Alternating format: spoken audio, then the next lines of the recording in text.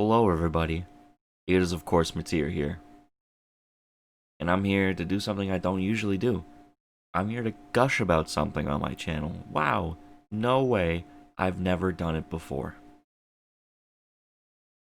And this time, since Halloween is today, I'm reviewing The Thing by John Carpenter.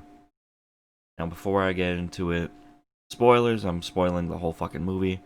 If you haven't seen the movie, what are you doing? Go watch the movie, come back, formulate your own opinion, be like Fran. He's given me literal dictionaries on his opinions about Part 5 in my comment sections, and I loved it. I've been loving it. I might be giving it another watch, Fran.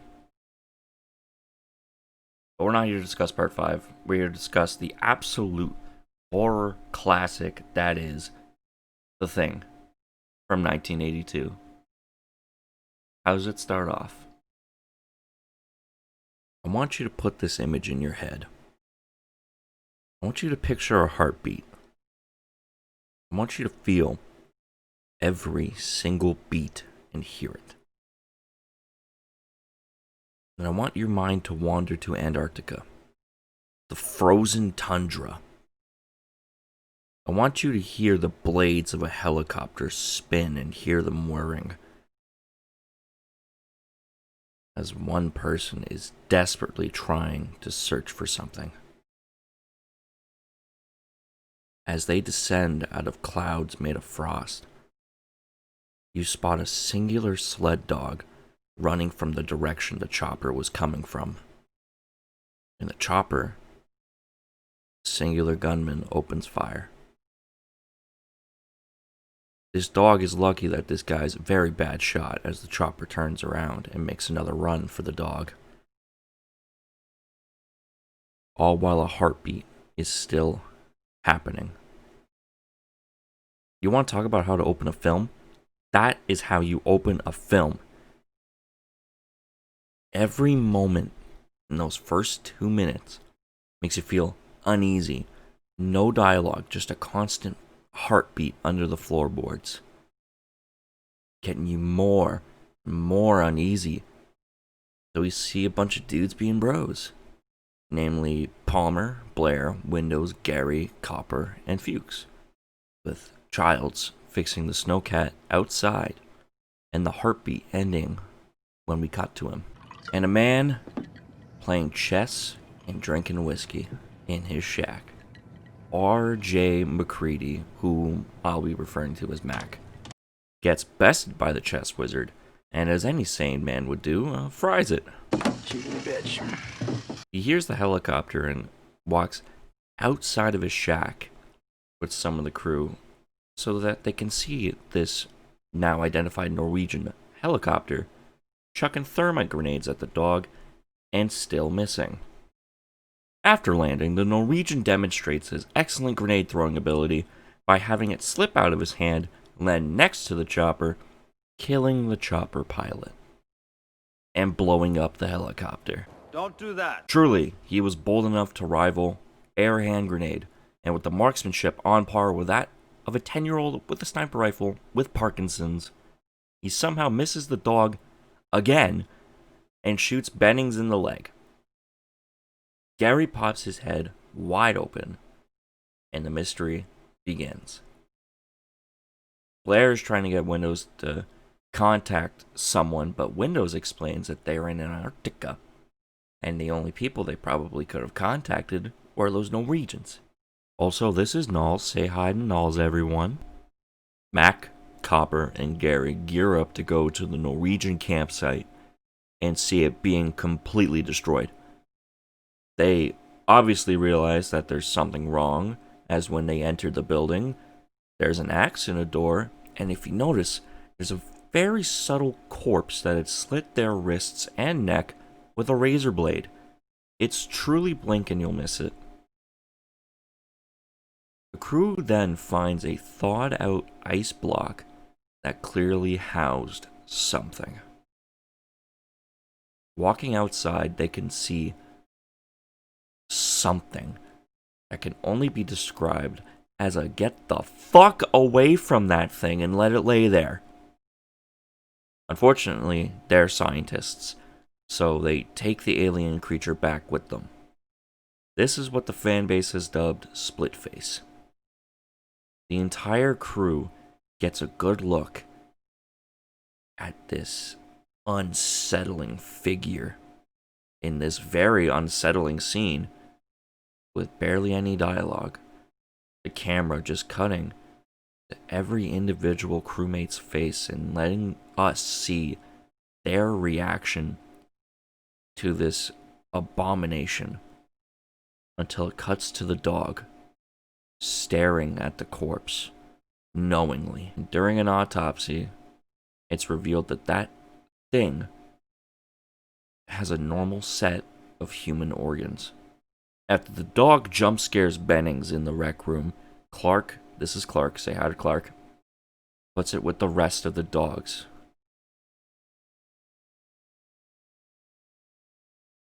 This is it.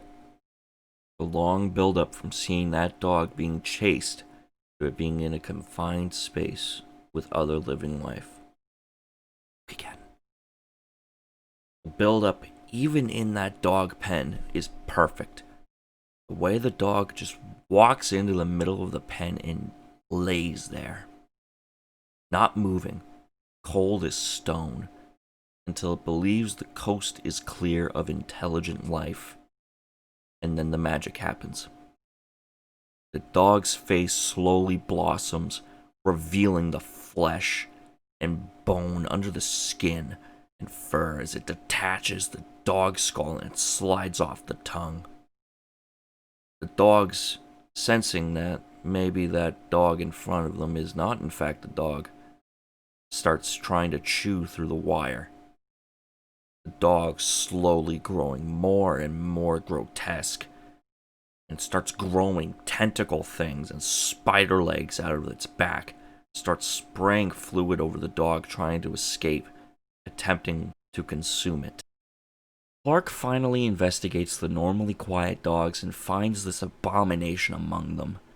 Mac, hearing the commotion, pulls the alarm and gets everyone up and ready to go. Bennings makes sure Childs knows to bring the flamethrower. Why does a research station have a flamethrower? They all meet up in the dog pen and just look inside at this monster that's consuming the other dogs. As Childs runs in with the flamethrower and only fires when it opens up a flower of dog tongues and teeth. They take the charred corpse and bring it back for another autopsy. And Blair explains what he thinks is going on. He notices that the thing was absorbing the dogs, not outright killing them. And in which the body was perfectly replicating the bodies of the dog. After this, Blair decides it's probably for the best to euthanize him and goes with Clark to do it. Clark's dogs, after all. Blair asks a very simple question. How long were you with the dog? Clark and Blair start getting this tension between them because Blair thinks that Clark is assimilated. While this is going on, Mac, Norris, and Copper go back to the other site to find an actual alien spaceship on a map painting. Upon returning, Mac presents his evidence that this thing is clearly not from Earth, using the fact that the block of ice in the Norwegian camp is the same size as the hole at the spaceship that was about 20 yards away from it. Despite them all seeing it, and Childs literally taking a flamethrower to the creature, Childs doesn't believe him and starts calling bullshit on him.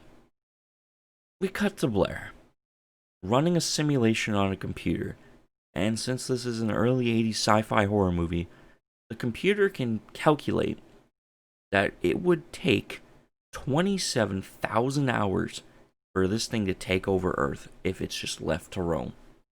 Or, for the layman's, 1,125 days. For the layman's, just about 3 years, completely take over. Bennings and Windows drew the short straw and have to move the thing corpses into the storage room, where Bennings has to be the unfortunate one to prove to Childs that the thing is an alien. Gets assimilated, busts out a window, and with a very blood-curdling scream,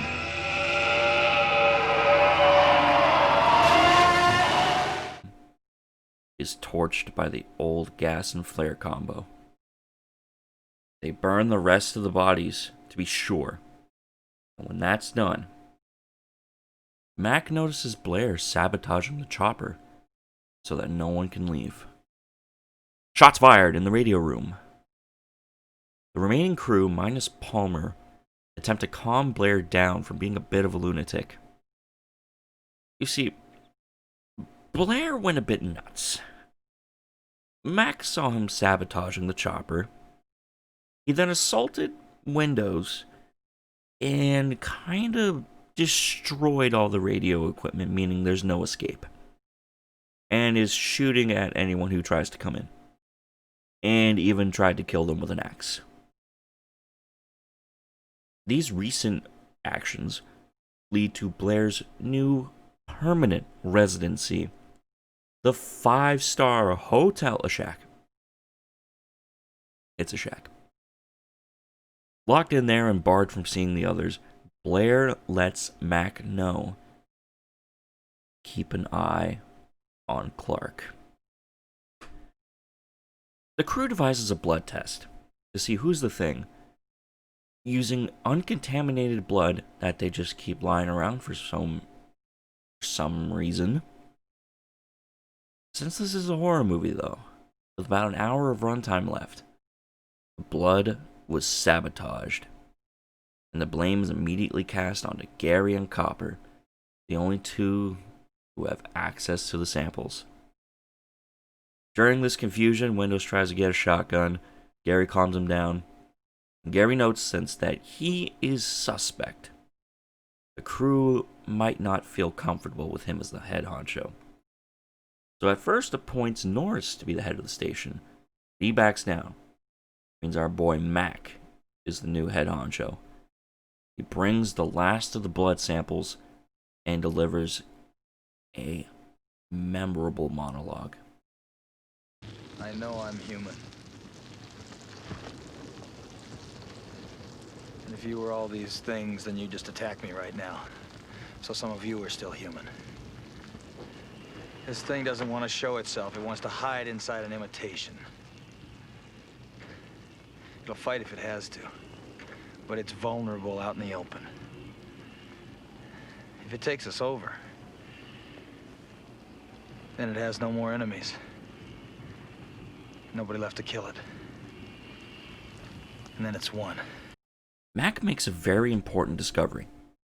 The thing tears through the clothing of its victims, since it has to get to it somehow. And Fuchs suggests that they shouldn't share anything, since even a single cell might be enough to cause an assimilation. The power goes out after Mac leaving, causing Fuchs to give chase to his shadow. Before Fuchs is never seen again, he finds Mac's torn up clothes. Mac might just be one of those bastards. After the crew split off after finding Fuchs's burned corpse, Knowles finds Mac's ripped up clothes. Childs locks the station down before Mac bursts through a window holding a stick of dynamite to tell everyone to back off. During all this, of course, Norris is having a heart attack, and it just finishes up now. I don't need to tell you what happens next.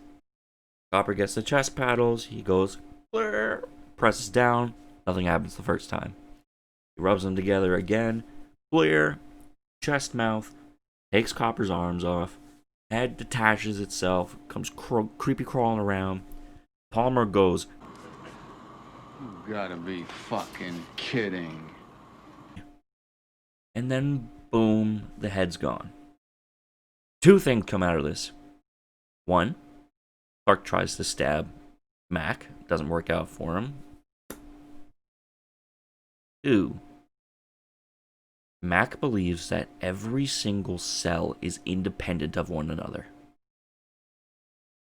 Every cell of the thing will act on its own survival. So he comes up with a new blood test. He will heat up a metal rod and put it in a petri dish of each of the remaining crewmates' blood and Copper and Clark for good measure. He ties them all to the couch except Windows, who gets tested first and then gets to man the second flamethrower. Another scene full of tension and good lighting cues. The blood test scene is legendary. Through a very good lighting cue, everyone who was human in this scene has a light in their eye. This is something you'll notice if you're paying attention. A bunch of tension is built up through this scene. As Mac goes around testing everyone's blood, Clark's revealing that he wasn't a thing and Mac committed murder. And Copper. Then, he holds up Palmer's. Gary joins Childs in proclaiming this test bullshit, but Mac fires back. I thought you'd feel that way, Gary. You were the only one that could have got to that blood. We'll do you last. He presses the metal rod down, and Palmer's blood reacts. Retreating! What is it?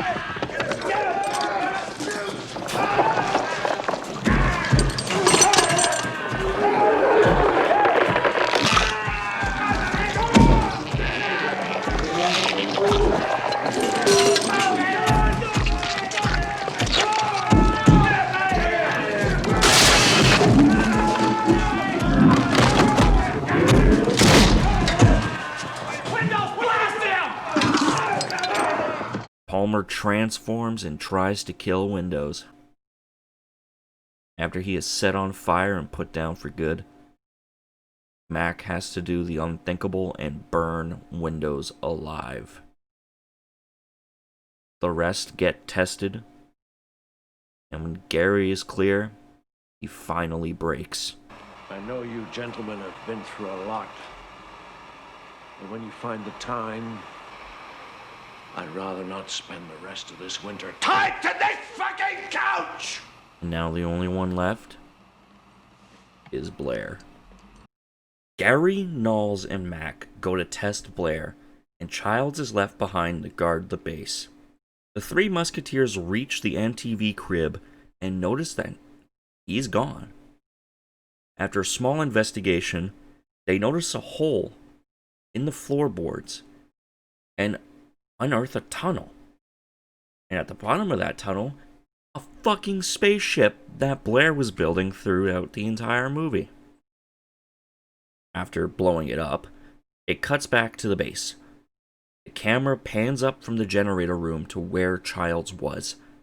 The coat that kinda looked like his is missing, and the door that was once closed behind him is now open.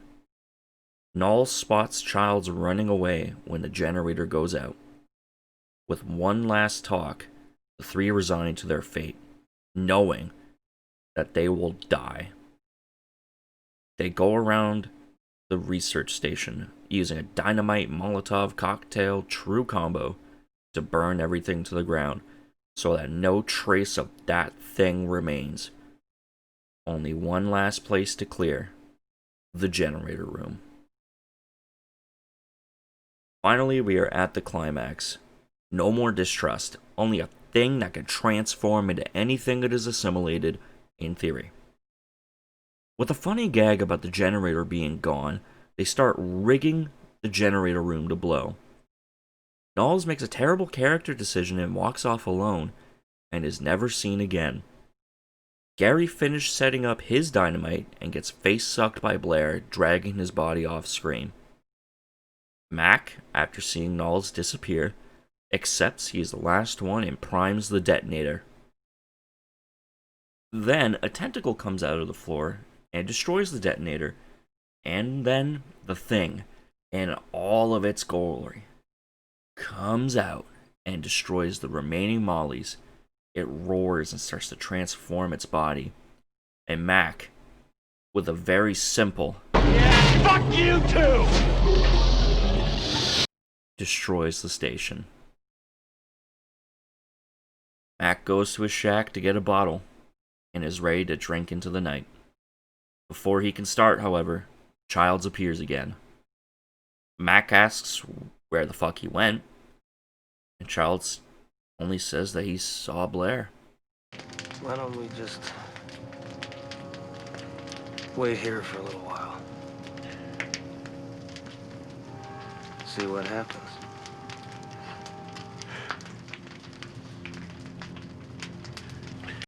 Mac offers the bottle to Childs and just laughs. As the unsafe heartbeat begins again, the heartbeat that once ended with Childs and now starts with him, it fades to black, rolling the credits and ending John Carpenter's The Thing. Why do I like this film? Well,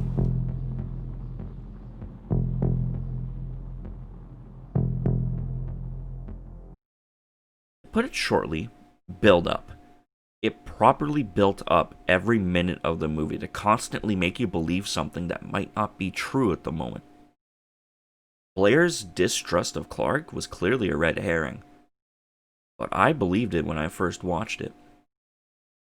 Every time we see the Thing in action, it gives the audience a little more information to how the Thing works. It doesn't waste your fucking time. Every minute of this movie feels like a minute. The way everyone distrusts each other as they start buying into this nightmare scenario where their friends are enemies and their enemies are friends. The first half hour of this movie is perfect build-up, and the ensuing scene is something that gave me nightmares, and I only first watched this movie about a month ago. This is one of Carpenter's best, and is my current choice for greatest horror movie, maybe tied with Alien. But more importantly, and I'm sure you're all wondering what I think, who is the Thing at the end of the movie? Carpenter has stated that one of them is the Thing. But this series has very, very well-known canonic issues. With both the video games and comics being canon, it really makes no sense if one of these guys are the Thing. But I'm going to approach it like this. Original intention. No games, no comics, no prequels. Just using the evidence in the film. Who is the Thing? It's Childs. Of fucking course it's Childs. This is why I wanted you to remember the chest scene. I don't fucking buy the whole Childs is drinking gas or look at Childs' breath. The reason Mac is laughing is because he is about to die, and he just figured out that Childs is a thing for one reason. You can boil a lot of things down to symbolize a game of chess, and the Thing is a giant game of chess. Mac makes a move. The Thing makes a move. It's all just chess wizard. With Mac being the human, and the Thing is the chess wizard. The Thing has conquered planets. The reason why Clark's death meant something was because it was the Thing's check for Mac. No matter what Mac did in that situation, the Thing scored big time. Since Clark wasn't a thing. And if that blood test scene didn't work out the way it did, Mac would have been fucked since he'd shot Clark. But the blood test scene did work, and that was Mac's check. But the Thing's counterplay was Blair. Blair wasn't there. This scene, two men sharing a bottle of J&B, that's checkmate. There's no reason to show him with that same alcohol destroying the chess wizard and showing Childs drink out of it. That laugh is Mac realizing that he's fucked. I think John Carpenter originally intended Childs to be the Thing, and that bottle of whiskey was the key to sealing the deal. If I were to have been the screenwriter for this movie, that's what I would have done. But I wasn't the screenwriter. I don't know. I truly don't know. And that's the entire movie boiled down to its most basic component, the fear of the unknown.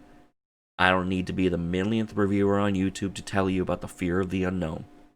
But it is why this movie works so goddamn well. You know entirely too little about the Thing. You don't know what it's fully capable of. And that thought is terrifying. The actors don't even know what the Thing is capable of. So how can the audience know? That is the overarching beauty of the Thing. And that's why it's the greatest horror movie of all time.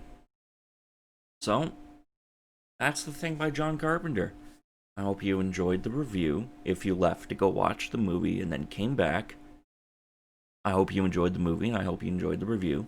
If you're with me on stream, say poggers in the chat. If you're wondering what I meant by that, there's a link in the description to my Twitch channel, in which I usually get drunk playing video games, drinking vodka, or a brand you might recognize. But that's everything for today. I know it's been a while on YouTube, but I plan on getting this done. I plan on getting more videos done, because next time we're looking at Metroid